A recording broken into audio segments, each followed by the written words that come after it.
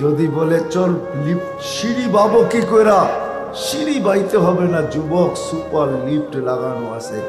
ওই লিফট হাত দিয়া চালাইতে হবে না, ওই লিফট তো মন দিয়া চলবে। যত তলায় যেতে চাবে অত তলায় পৌঁছা যাবে। মধ্যখানে যদি মনে আসে যে দেখি নিচের তালারটা কি করে, মনে হয় বোঝেন নাই। প্রত্যেক তালায় তালায় রাখা থাকবে, সারা জান্নাতে ছিটানো থাকবে। যদি পাই আমরা পাবো না, এর চেয়ে বড়টা পাবো।